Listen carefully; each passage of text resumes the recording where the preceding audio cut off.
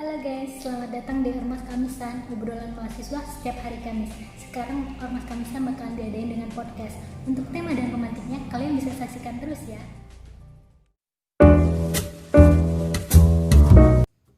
Halo guys, selamat datang di Ormas Kamisan. Kita sekarang ada 2 orang pemantik. Nggak hanya mereka pintar, tapi mereka juga aktif dalam organisasi. Untuk pemantiknya bisa kenalan dulu nih, mulai dari siapa dulu? Ya, dari saya dulu ya. Ya, oke. Terima kasih. Sebelumnya salam mahasiswa.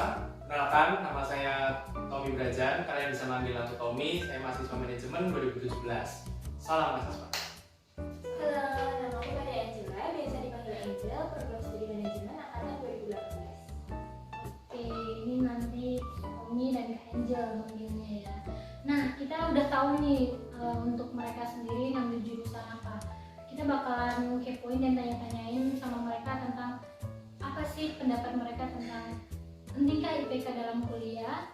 Nah, untuk Kak Tommy ataupun Kak Angel sendiri nih, sebenarnya kalian itu emang minat mengambil jurusan manajemen atau sebenarnya kalian punya minat yang lain nih?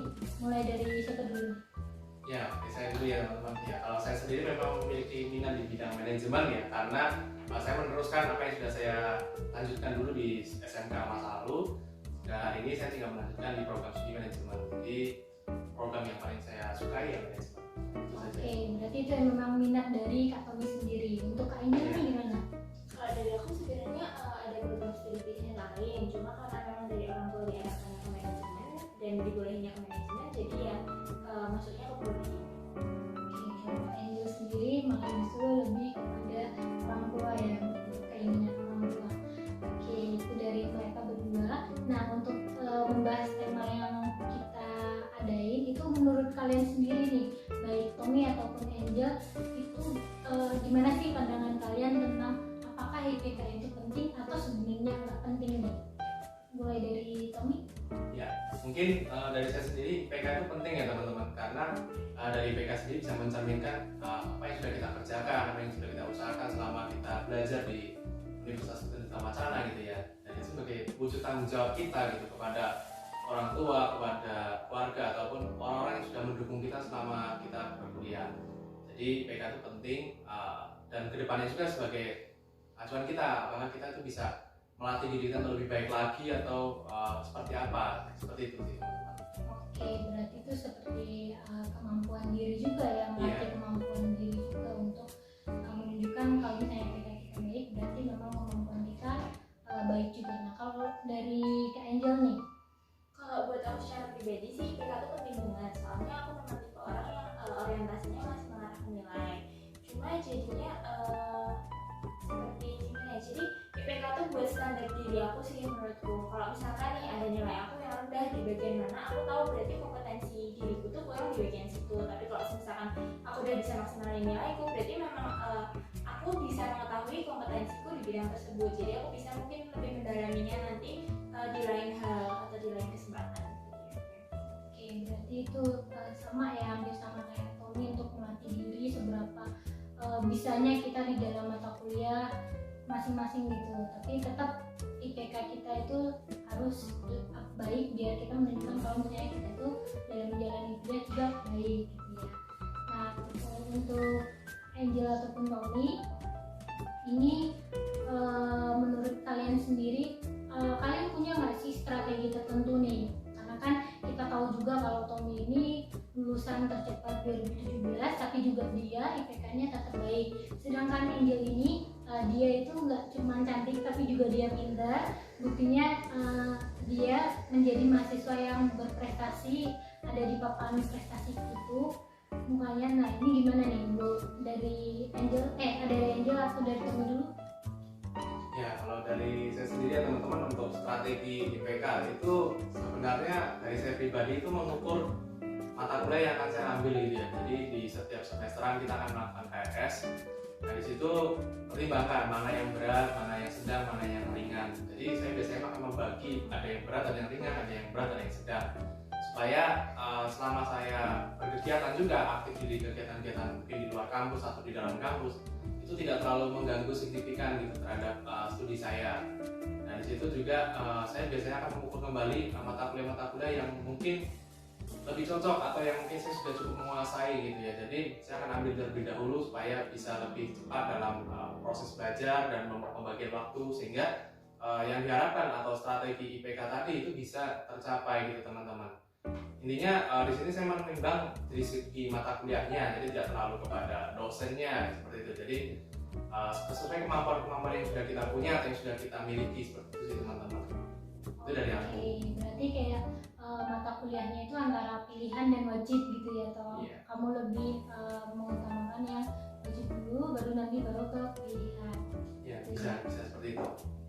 Itu dari Tom ini. Kalau dari Angel sendiri? Kalau dari aku sih dari pertama masuk dari semester 1 itu aku udah punya planning nih. Jadi dari semester awal nanti sampai semester terakhir sampai SKS berapa itu aku harus ambil apa aja di semester berapa aja gitu.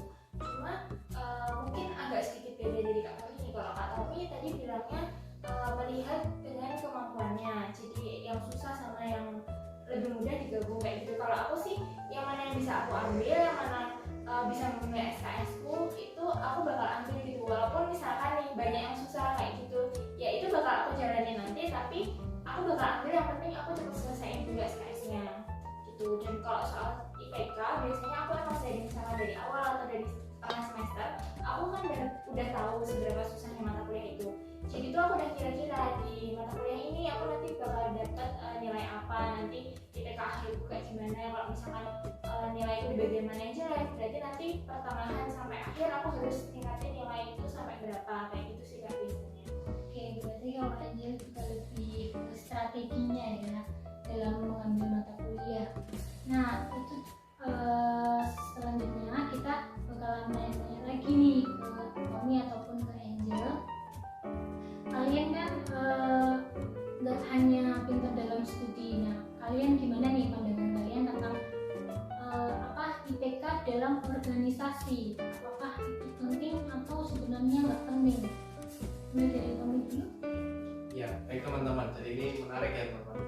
Karena banyak sekali teman-teman itu yang ingin bergabung di organisasi terkadang terhalang oleh standar minimal IPK gitu ya.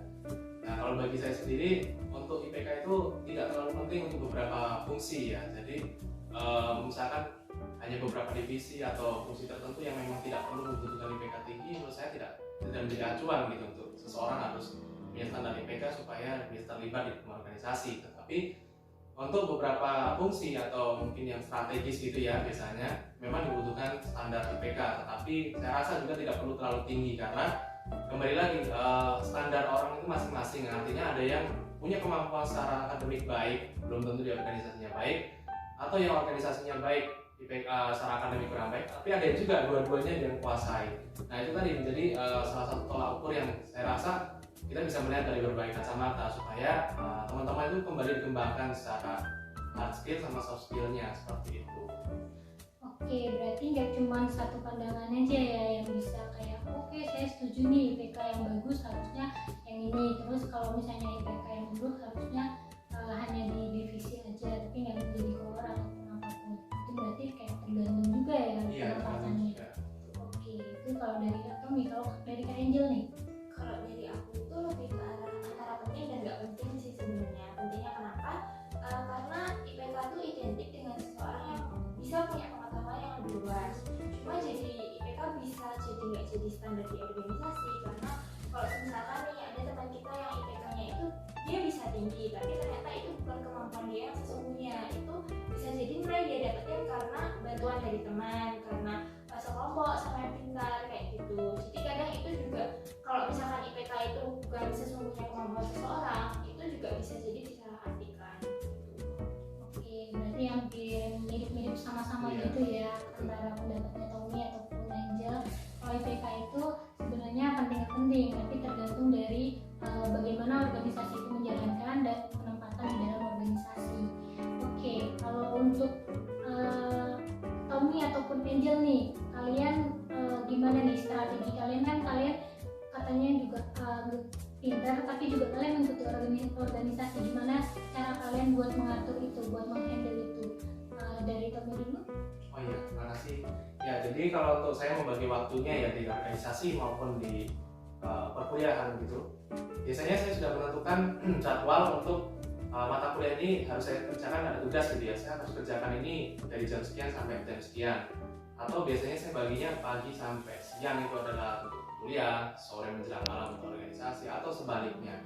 Dan terkadang itu juga bisa fleksibilitas tergantung prioritas. Jadi kalau misalkan memang ada yang harus dikerjakan atau dikumpulkan dalam waktu tertentu, saya kan coba kerjakan itu tersebut. Dan memang termasuk tipe saya ini kalau mengerjakan dalam tugas-tugas itu tidak monoton. Artinya saya bisa ganti-ganti mata kuliah. Misalkan ada 3 tugas, saya biasanya akan membaginya 2 jam gitu, tidak langsung satu hari dihantam oleh satu pelajaran. Saya seperti itu. Jadi di situ tujuan saya untuk membagi selain membuat mood saya lebih baik, saya menjadi produktivitas gitu ya. Dan di situ juga pembagian waktu saya di kegiatan yang lain juga lebih baik gitu, karena saya sendiri juga tidak hanya ikut terlibat di organisasi yang di kampus, tapi yang di luar kampus pun saya juga terlibat. Jadi memang di situ peran saya harus membagi waktu cukup lebih banyak gitu ya, teman-teman, sampai kadang-kadang ya malam juga akan digunakan seperti itu. Mungkin itu sih seperti itu. Oke, berarti kayak sebaik-baiknya kita mengatur diri aja ya dalam bagaimana kita menempatkan kuliah, bagaimana kita menempatkan organisasi, itu harus kita waktuin sendiri. Ada waktunya organisasi, ada waktunya kuliah. Wah, baik banget tuh, menarik. Kalau dari Kak Angel sendiri nih? Kalau dari aku kurang lebih sama ya, sebatas lain waktu aja, asal bisa bagi waktu, terus prioritas. Cuma mungkin bedanya aku sama Kak Tommy itu, kalau aku lebih ke apa yang lagi aku kerjain itu bakal aku selesaiin. Jadi aku tuh bukan tipe orang yang bisa bagi konsentrasi. Kalau misalkan aku lagi konsentrasi di satu hal, aku bakal selesaiin itu, aku bakal ngerasa oh untuk hal ini udah aman, nanti baru aku lanjutin hal berikutnya. Misalkan kerjaan tugas, satu tugas ini udah selesai, baru aku lanjutin buat ngerjain organisasi kayak gitu sih. Oke, berarti kalau dari Angel sendiri dia lebih kepada fokus ya. Kalau misalnya bisa fokus satu dulu gitu ya. Oke, baik banget nih. Nah, selanjutnya kita bakalan tanya lagi nih untuk Angel ataupun Tommy. Kalau misalnya kalian nih udah selesai nih dalam studi kalian, nah terus habis itu kalian ada tawaran S2 melanjutkan studi kalian itu, apakah kalian melanjutkan atau sebenarnya kalian punya planning lain? Apalagi kan Tommy ini udah lulus gitu ya, mungkin punya niat untuk menikah dulu atau mungkin mau kerja dulu, atau apa nih planningnya nih? Mulai dari Tommy ya. Iya, menarik ya pertanyaannya. Jadi dari aku pribadi, kalau sejauh ini kalau ada tawaran baik itu dari kampus atau perusahaan yang mungkin menginginkan saya kuliah lagi gitu ya, mungkin saya akan pertimbangkan itu untuk mengambil, terutama kayak tadi beasiswa ya. Nah itu kalau misalkan program studinya mungkin mirip atau sejalan, masih berkaitan dengan ekonomi atau berkaitan dengan bisnis, mungkin saya akan ambil. Tapi kalau jika agak yang berbeda, mungkin saya akan mempertimbangkannya gitu kan ya, karena memang harus belajar dari nol lagi seperti itu. Nah terus untuk kondisi tadi, jikalau tidak ada beasiswa pun, saya sudah punya planning gitu ya untuk coba berkarir terlebih dahulu di perusahaan. Terus supaya saya memiliki beberapa pengalaman terlebih dahulu untuk di dunia pekerjaan atau di dunia usaha seperti itu. Nah itu salah satu planning yang saya terapkan. Mungkin kalau tadi untuk soal pernikahan mungkin akan dilanjutkan yang waktu yang akan datang ya teman-teman. Jadi yang penting sukses dulu gitu ya. Nah, itu yang dari saya sendiri. Terima kasih. Oke, berarti kalau Tommy ini masih tetap pengen mengasah basicnya dia ada di mana, terus seberapa perkembangannya dia gitu ya. Kalau dari Tommy. Nah, kalau dari Angel sendiri nih? Kalau dari aku, kalau misalkan langsung dari S1 gitu ya Kak, itu masih jadi pertimbangan banget sih. Soalnya aku masih menargetkan plan ke depannya itu antara kerja dulu sekitar 1-2 tahun, nanti baru ambil S2 sendiri. Soalnya aku mikir S2 itu lebih ke buat jenjang karirnya sih. Terus juga kalau misalkan S2 yang ditawarkan itu program studi yang sama, itu bakal jadi pertimbangan banget. Karena aku sebenarnya masih menargetkan untuk program studi yang lain, bukan di manajemen. Oke, itu berarti kalau dari Angel sendiri dia tetap meniti karir dulu ya, baru nanti mengembangkan karirnya dengan menempuh S2. Baik, itu dari mereka berdua. Nah, untuk yang nonton nih, mungkin Kak Tommy ataupun Kak Angel punya nggak motivasi untuk mereka yang sekarang apalagi dalam menjalani kuliah online, terus kayak kuliah kan nggak bisa ketemu cowok ganteng ataupun cewek cantik gitu kan. Itu mungkin kalian punya motivasi nggak untuk adik-adik atau teman-teman yang di rumah? Boleh nih dari Kak Angel duluan. Ya, oke. Mungkin saya di sini akan sedikit motivasi teman-teman ya. Jadi saya sendiri kan termasuk generasi yang pernah mengalami sedikit online gitu ya, masa kuliah online. Di sini saya cuma ingin berbagi bahwasanya teman-teman jangan pernah merasa sedih atau kurang nyaman, karena memang kita di sini tuh sebagai mahasiswa dituntut untuk beradaptasi gitu. Jadi jangan pernah menyalahkan keadaan, tetapi kita coba terus mengubah keadaan itu menjadi lebih baik gitu kan. Karena memang kita diharapkan sebagai mahasiswa tuh selalu berkembang gitu, selalu punya inovasi dan lain sebagainya. Dan di sini juga untuk teman-teman yang masih merasakan kuliah berbasis online atau yang masih di rumah aja gitu ya, nah itu teman-teman mungkin bisa lebih interaktif komunikasi kepada teman-teman yang ada di luar sana, di luar kota atau di luar pulau, karena kuncinya sekarang kita tinggal komunikasi. Karena sudah dibatasi ya, karena tidak bisa bertemu secara langsung atau mungkin bertemu hanya beberapa orang saja. Nah di situ teman-teman mulai adain kelas-kelas kecil sendiri kayak belajar bersama tapi berbasis online dan lain sebagainya, atau mungkin lebih belajar dari YouTube dan lain sebagainya. Karena kalau nggak begitu kita akan semakin ketinggalan teman-teman begitu teman-teman. Jadi oke, sekarang kita tidak melihat bangku kampus, tidak bisa datang secara offline gitu ya, nggak apa-apa gitu. Tapi teman-teman tetap perbaiki komunikasi, tetap selalu sharing-sharing tugas kuliah gitu, supaya apa yang mungkin tidak ditangkap dosen tetapi bisa ditangkap oleh dari teman-teman sendiri atau dari jaringan yang lainnya. Seperti itu sih teman-teman. Oke, terima kasih Kak Tommy. Berarti kalau misalnya yang saat ini sedang dialami oleh teman-teman, jangan putus asa ataupun gimana, tapi lebih kepada memproduktivitaskan diri ya, untuk memperbaiki diri mungkin bisa, untuk menambah relasi dengan berkomunikasi, dengan tetap belajar, terus ngasih tahu temennya gitu ya Kak, misalnya YouTube gitu kan, ngasih tahu, nge-share gitu. Menarik nih. Oke, itu dari Kak Tommy, dari Kak Angel nih. Kalau dari aku sih yang sering aku lihatin ya Kak, rata-rata itu kebanyakan angkatan apalagi yang baru masuk gitu tuh ada yang ngeluh gitu lah, Kak kenapa sih kok kuliahnya aku baru masuk kuliahnya langsung online, padahal mereka tuh lagi ngerasain effortnya baru dari anak SMA terus pindah ke kuliah kayak gitu, tapi mereka nggak bisa dapetin feel-nya itu. Nah cuma sebenarnya waktu di rumah ini tuh nggak sepadat waktu kuliah offline yang kemarin. Jadi waktu kuliah online itu menurutku lebih senggang sih, dari segi jam pembelajarannya juga itu kan diperpendek. Nah itu teman-teman di luar sana itu bisa menggunakan waktu ini dengan sebaik-baiknya.